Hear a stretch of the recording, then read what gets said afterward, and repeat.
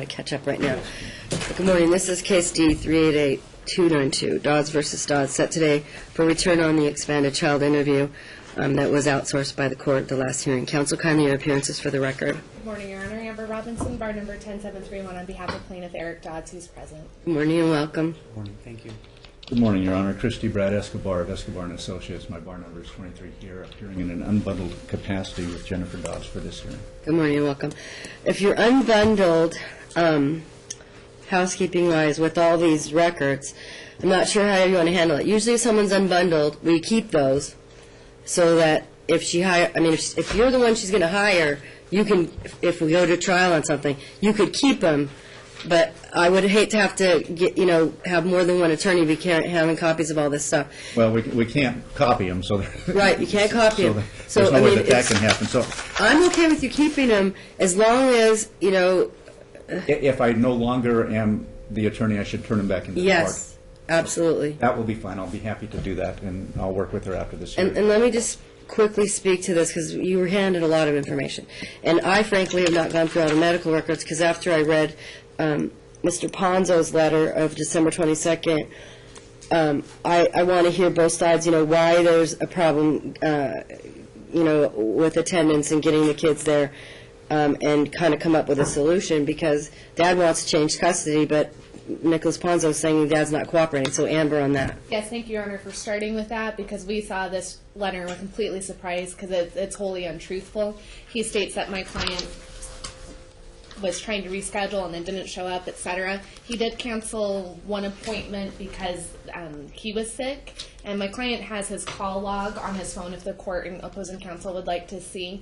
After he canceled the appointment, after he was sick on the 10th, he called him twice on the 10th to reschedule. The 10th of December. And he was on hold for about 5 minutes on one of those calls, called back again. That was about a 2-minute phone call, so that's when he left a voicemail for Nick Ponzo, just requesting to call him back and let's reschedule. His last conversation with Nick Ponzo was, hey, let's try and get everybody together, Jennifer, you, the kids, and my client said he was open to this, and that's what those calls were for on the 10th. Right. He writes this letter 10 days later saying, making it look like my client is trying to thwart this process somehow. Frankly, that has angered my client a lot.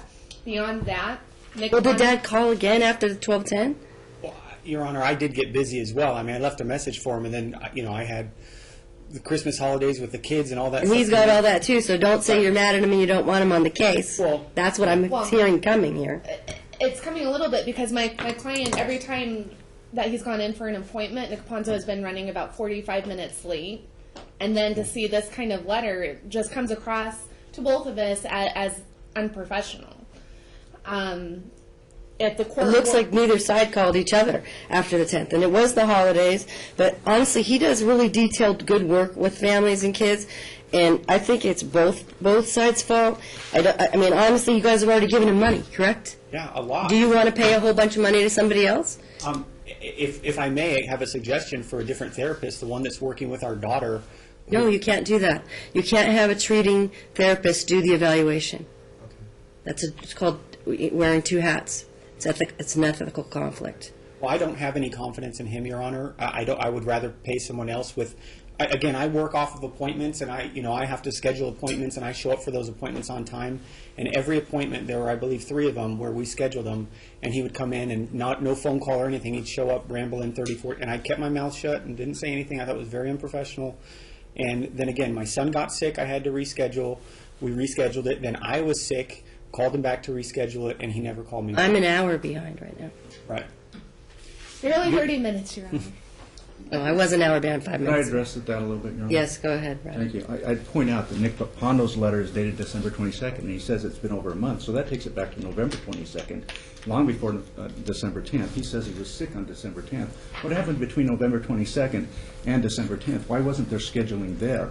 What we do have is an email from him sent to my client that says, just letting you know 7 days in advance, this is dated December 3rd, we're leaving the state next Thursday to head to Phoenix area. Nick has a wrestling tournament on Saturday. So They're able to make it to the wrestling tournament and things like that, but can they meet with Nick Ponzo? No. Why? Because they're upset because he wants to do some sort of reunification meeting between Nixon and my client. Whichever therapist we choose is probably going to do that. Right. I agree 100%. And we're into Nick Ponzo a significant amount. I think Nick Ponzo should continue in this matter. He hasn't been egregious. They may be upset with him, but that's a scheduling conflict that they need to resolve with Nick Ponzo. He has been involved in this case. He's indicated that it's going to require significantly additional therapy sessions, and it should continue with Nick Ponzo. After all, Amber is the one who suggested Nick Ponzo to begin with. And he says he's interviewed both parties extensively. The kids have been interviewed individually and together. What I think needs to happen is you can express your frustration with Nicholas Ponzo and say, look, can you set times for me where you're not going to be late? And I don't know that he's going to be able to be perfect, but you might need to be a little more flexible regarding that, because everybody that's a professional that goes by appointment times sometimes can get behind. Some people are good at punching a clock. Some people are not as good at punching a clock. Nicholas Ponzo probably isn't as good at punching a clock, but he's very therapeutically sound. And I think that's probably one of the reasons why you mentioned him as somebody that could do this. I'm not mad at you because of this letter. So if you think it's causing me to think, and that's why I'm asking Amber, what's going on? Well, it just looked bad on my client's part when that wasn't what happened. So that's what was upsetting about the letter. And again, there were phone calls to the other attorney's point. There were phone calls and appointments that were scheduled early December. Nixon was sick, didn't go to school, rescheduled it for the following week. I then caught what Nixon had and got better by the time we went to You don't have to talk to me about illness. Everybody around here has been sick for months. So honestly, I really feel you guys should just put your best foot forward. He's not going to be biased. He's not. All he's trying to do is be accountable to the court and say, I can't give you a decision or a recommendation because I haven't been able to continue, the process. Here's what I've gotten done, and this is all I know that's happened, and we haven't rescheduled. Basically, last I heard from Dad, blah, blah, blah. So I'm not holding any of this against you. That's why I asked Amber, what's going on? Because what I was going to say is, honestly, if you're, because what happens a lot of times in these cases is one person could be reluctant to bring the kids. So I was thinking maybe that's what's going on. But it sounds like it was a scheduling conflict, a lot of illness, the holidays, some travel, and I think he's an excellent therapist, and it would be really a waste of time for somebody else to have to go through all this and you guys to have to pay for it. It's already a lot of money to be putting out to get an evaluation. When you're coming to court and you're paying your attorney's fees, all of this money is better spent on your families. So he's not going to be prejudiced against you, Dad, I promise you.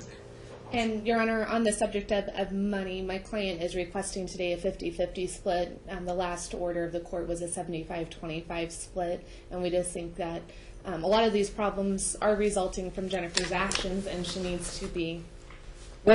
I did that based on the difference in their incomes, subject to argument at the end of the case if it seems like there's a good reason to redistribute the fee. So I'm not going to change anything right now. We'd ask in the interim that we get some attorney's fees so that she can actually afford an attorney, rather than have people come in on an unbundled situation. So we'd request at least $4,000 or $5,000 so we can meet him in court. There isn't a basis for that right now. It's post-decree. Obviously, under Chapter 18, if someone's prevailing or there are other, if there are problems with vexatious litigation. But right now, what I really want you guys to do, you have 3 kids, all right? I want you to focus on getting through the evaluation process. Let them know your expectations. Tell them about your schedules. Be collaborative as much as you can regarding getting to the appointments together or in whatever combinations he asked for. Clearly some appointments have taken place and there hasn't been a problem in terms of, from his view, I mean, he's saying he's had extended interviews. That means he's spending time, quite a bit of time on the case. When he writes a report, it's very thorough. His font is always too small for me. But other than that, I think his quality of his writing is excellent. He goes in depth, and he really seems to care about everybody. I've never seen him be prejudiced against one side or the other in a case. And he keeps an open mind. So I think, really, I don't want you to take anything against yourself with this letter, Dad, because I think he's trying to be accountable to the court. He's trying to say, I can't give you a final report because I haven't finished it, and last I heard from Dad was blah, blah, blah. So what I want to do is set a new return date and continue to defer on any redistribution of the fee. the oral motion for attorney's fees is denied without prejudice in the event that there's a prevailing party or another basis for fees. And I think he's probably going to, did he tell anybody how much more time he's going to need? I know it's going to be more than a month. I don't want to put 3 months if it could be done in 2 months. Do you guys know? I know on the last phone call that we had, which I believe was December 1st, I'd have to look at my call log, it was about a 15-minute phone call, and we talked about, he wants to get, first off, he said that Mom wants to get together, I believe, with me and the kids and kind of do this whole conversation and see if things could be I almost inferred that it was mediation type of a situation, where he wanted to try and have her and I maybe mediate there and see how things can be worked out. And I said, honestly, with everything that's happened in the past, I'm not optimistic, but I will do it. Let's start scheduling something, and then that is when we started scheduling for it. So, You guys want me to give 60 or 90 days? What do you think? I think 60, and we can stip to continue. She's thinking 90 days because she can't really afford to continue to get attorneys each time. Right, but what Amber just said is she would you draft the stipulation and then Mom could just sign it? You wouldn't have to hire somebody, you could sign it. What she's saying is, this is what happens many times in evaluation. The evaluator can't get the work done, or they haven't been paid fully, so that we can't get the report. So what the court will do is minute order saying, it's being rescheduled because of the evaluator's needs. Rather than doing that, she's saying she'll do a stipulation, you can sign off, it'll have blanks for new dates, and we'll put it when Nick Ponzo needs it, and you don't have to pay for an attorney for that. She's going to be doing it. And on that note, Your Honor, I have contacted Jennifer a couple of times since this last hearing, definitely in November, maybe late October, and then sometime last week, and she just chooses to not answer me. Can the court give her an admonition that when she's unrepresented by counsel, she has a duty to communicate in this case? That's true. If you She don't, doesn't have to communicate by phone. She could communicate in email or by... but if she's not responding in any way. I responded to you. You did not, Jennifer. Well, Okay, but just so you know, that you really do need to participate in the action. So if you're not represented, you're your own lawyer when you're not with Mr. Christie or having a retained lawyer. So you need to have prompt communication. Both sides, need to be able to keep the other side apprised. It really doesn't work very well if there's no communication going between both sides of the case. So just try to be prompt. I'm not making any findings. I'm just saying, hey, please put your best foot forward regarding communicating with each other. We may not even have something in exactly 60 days, but something between 60 and 90. 60 days would be March the 12th at 10:30. Okay, March the 12th, 10:30. Check your calendars. And Amber will draft a stipulation, which Mom can sign, and it will state something to the court about when Mr. Ponzo will be ready. So you'll have to communicate with him, Amber. What you'll be hearing basically is from your client, oh, we're not going to be ready. When will you be ready? Do a stip in order that says it has to be a date on or after this date. Okay. And then Mom can sign off too. In regards, Your Honor, to the medical records, my client and I have been here the last hour and a half reviewing. These medical records are incomplete. There's some 2006 Loma Linda medical records that were not given to the court, as well as 2012 records also in California. There was, I think it was around 2012 that she asked for a ride down to California, and I gave her a ride down there. And then also therapist Jarvis Johnson. I think How far back did we say we were going on the records? There wasn't any. The court just asked for both parents to provide all medical records, and she did provide. Where is 2008 it? and 9.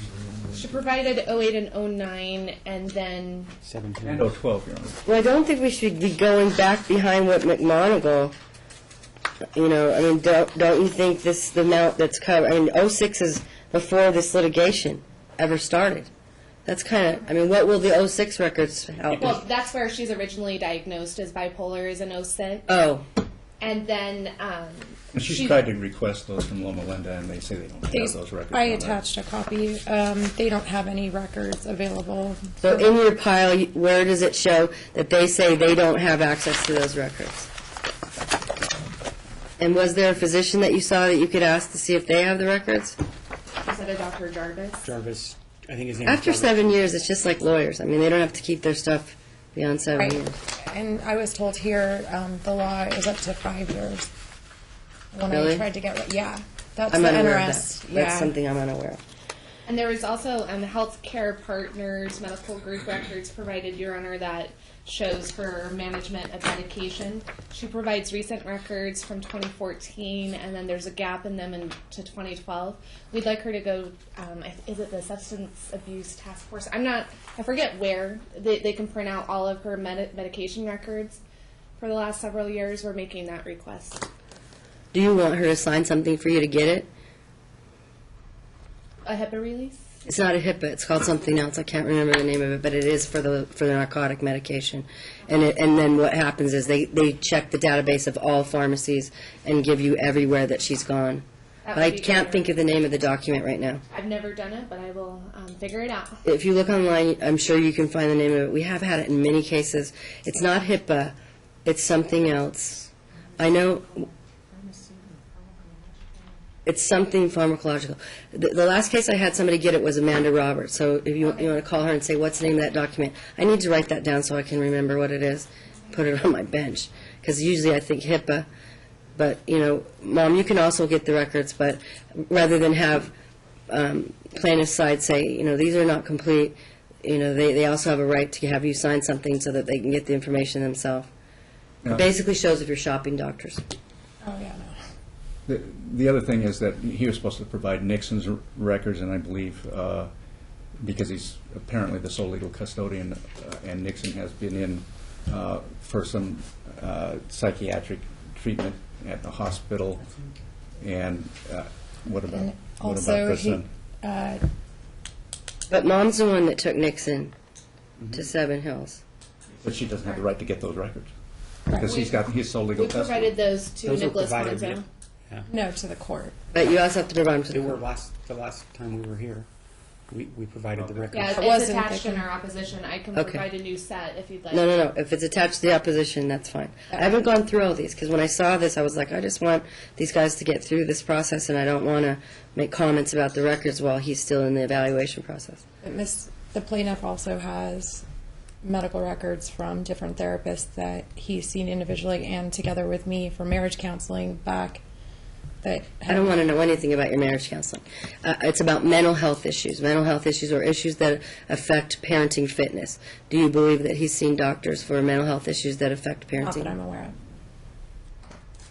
So he knows he's supposed to provide, any medical records or mental health records that affect parenting fitness.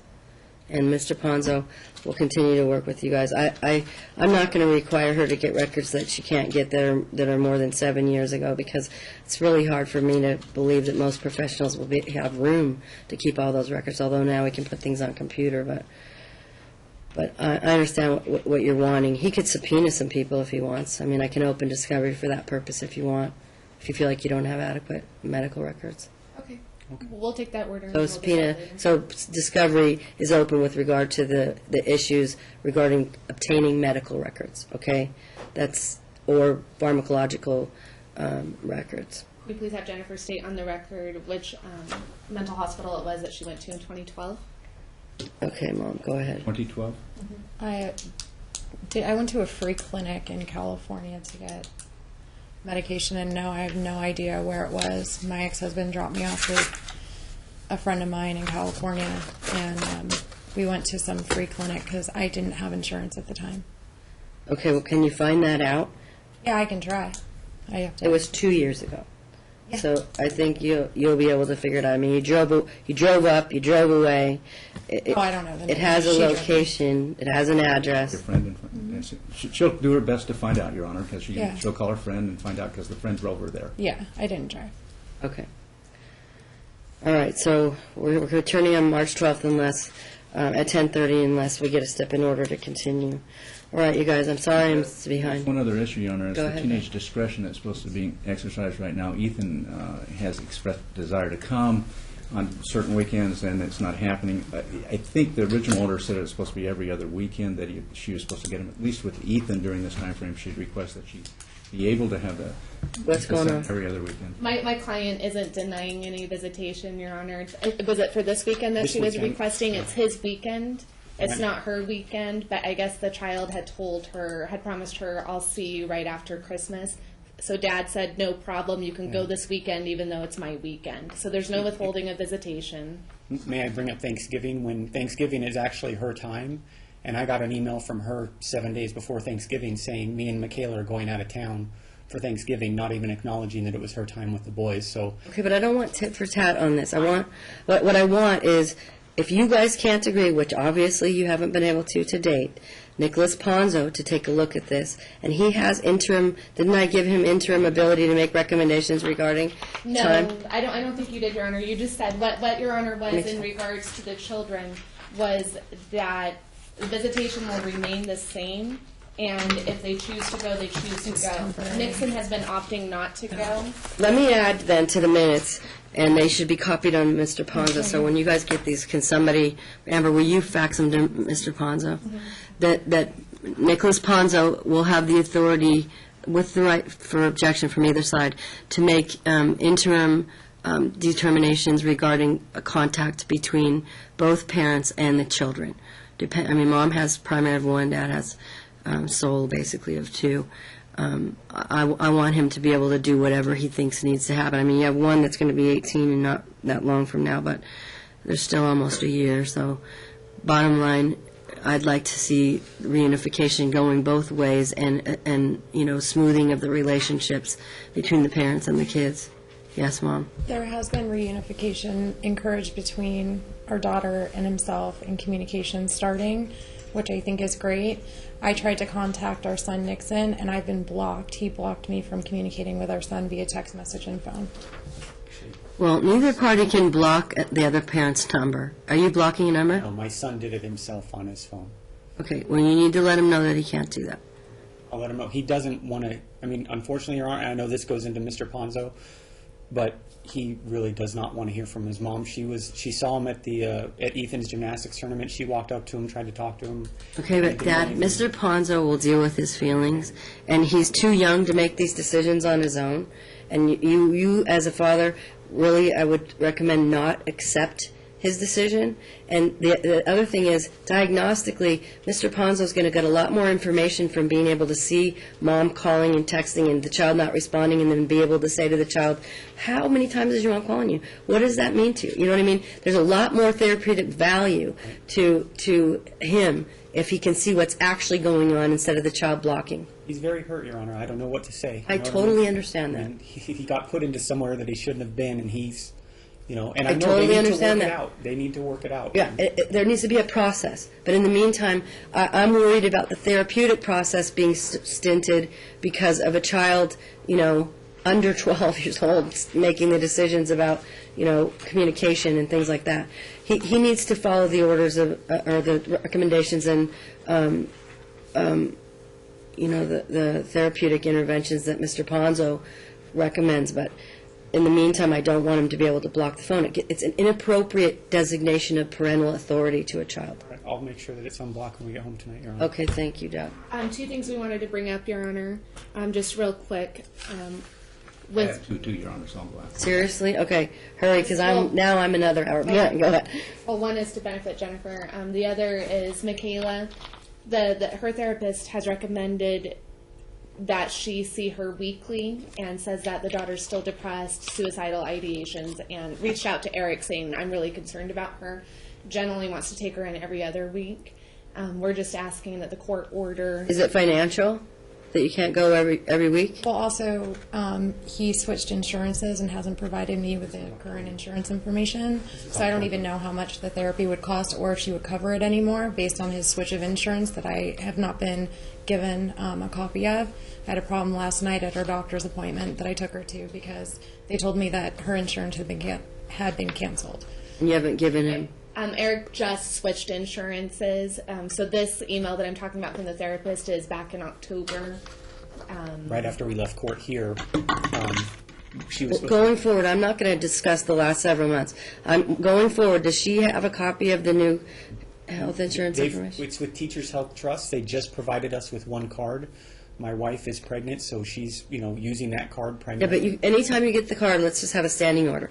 Anytime you get a new insurance card, within 10 judicial days, copy the front and the back of the card and then attach that to an email. I have no problem doing So, that. Your and I Honor. want you to do that today so that Mom can get that. And then I want both parties to cooperate with Michaela's therapist and have her attend at the frequency that she's requesting. We just got the card in the mail, and that was why I printed off the document. I understand. Also. I'm making an order that'll Thank you, Your Honor. go year to year, so that there's a time frame regarding that. And what's your second issue, Amber? The second issue is because of the new health insurance, it's gone down a little bit. Jennifer's portion would be $147 for her half of the insurance. And So how does that affect the child support? I think it will pretty much nullify it. Yeah, that's what I imagine it'll probably Yeah. do. So, I mean, Until September when Kayla's 18. right. Okay, so there's zero child support now? Right, because right now she's paying him $36.84, but because it's gone down by $30. But this is the 36 is after This was taking into account what you owe her. for child support and what What she she owes owes me, you. and then what she owes me for half of the health insurance. Right. She ended up owing me 34, so 36. or 36. But what was her half of the health insurance here? 178. Oh, so And that's where the 30-something dollars came. $31. So now right? it's a zero, it's a wash.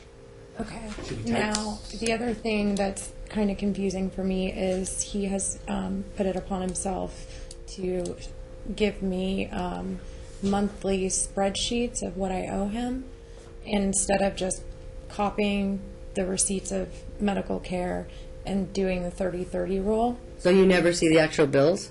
Well, I've seen the bills, but then get a spreadsheet, and sometimes the math isn't correct. And I don't even understand the spreadsheet, to be quite honest. And I think there needs to be some type of Don't organization. read him. That's up to him if he wants to do that. You just need to follow the law of your case, which is, look, here's a copy of a medical bill. If he's paid it, you owe him half. If he hasn't, you each owe half to the provider. Within 30 days Right, of receiving the receipt. right. Correct. You don't have to read his spreadsheets. Okay. If he wants to make them, he can make them. Maybe that's how he keeps records. He's just trying to share with you, something demonstrative that he uses for himself. And if you don't agree with it, it's not something to fight about. I want you guys to have fewer things to fight about. So just follow the rule of your case. Okay. All right? Brad, did you have another issue too? Just with regard to their situation to suggest Nixon shouldn't have gone into the hospital. My client didn't put Nixon in the hospital. The hospital put Nixon in the hospital. I know, but we're not going to go into the merits of it right Yeah, now. I understand. And the other thing is, just looking back at your October 7th, 2014 letter, I can't say what it says. It says, expand to any and all something needed may make interim PER period RE. Oh, yeah, let me see that. You may make If I may approach. Because I can read my handwriting usually. I Thanks. think you've already given the order, is what I'm saying. You're supposed to make, Yeah, you're right. Okay. in the minutes. So Temporary. contrary to what. May make interim recommendations regarding the schedule or contact. Yeah, that's already in there. It's in the So, minutes. is this one of the ones that, I don't think this is all in the minutes, but if he wonders what this says or is unsure, he can contact the department and we'll send him a typed out. I provided Ponza with the minutes right here. Oh, you did? Does it say that? Yeah. May make interim recommendations? Number 2. Okay. All right, good. All right, thank you. It'll now be in 2-minute orders. All right, you Sorry, guys. Your Honor, was there an answer in regards to Michaela's therapy? We kind of got sidetracked with that. Yeah, what I ordered is that Dad will send the copies of the card today, and Mom and Dad will cooperate and go at the frequency that the therapist recommends for Michaela. It should be a therapeutic decision. If you think a therapist is milking you or something, that you're not at that phase in this case. But if you thought somebody was continuing to see you and not terminating services when they should be terminated, you can then bring that up to me. But in the meantime, I would defer to the therapist. What we did is every 2 weeks, now she's okay with, because she's also seeing a psychiatrist that I take her to. But what also happens is when you start a process like what you're doing with Nicholas Ponzo, feelings are going to come up, okay? There's going to be some systemic changes going on. Emotions are going to be, drummed up, and raw feelings, and so she may need some of her own support outside of this evaluation process. So I think it's a good idea, unless her therapist says, oh, go back to every 2 weeks, or it's not needed. So will you draft, Amber? Yes, I can draft, and I would just like, just one more admonition, please. The parties do have joint legal custody of Michaela, and Jennifer continues just to make whatever decision she wants and notifies Eric, if she even notifies him after the fact. Well, if this goes any farther than what we're going to do with Mr. Ponzo, I'm going to want to see emails regarding stuff. I mean, you should be co-parenting by email. So if you're picking a psychiatrist and Dad's not involved, that's a unilateral decision-making, and that would be a violation of joint legal. So that goes both ways with regard to this. So I really want you to communicate with each other regarding legal decisions for Michaela. That includes counseling, mental health, medical, school, everything that requires legal authority to make a decision for a minor. But just clarification on that point, though, Your Honor, he does have sole legal custody I know. of the boys. But I mean, he would have to communicate with her regarding Michaela. That's what I mean when I say go. Okay. So he doesn't have to communicate with me about the boys. Not right now because he has sole legal. Do I think that's in the best interest of the kids? Unknown. Right now, I'm waiting to hear from Mr. Ponzo. I'm hoping that some of this is going to get resolved. And if not, we may have to go to an evidentiary hearing. I hope not, because your money would be better spent on your families. But right now, I just want to get the process done and find out what Mr. Ponzo sees that I can't see. Okay? All right, you March guys. 12th, thank you, Your Honor. Have a good afternoon. You as well. Amber will draft, Brad will review and send off.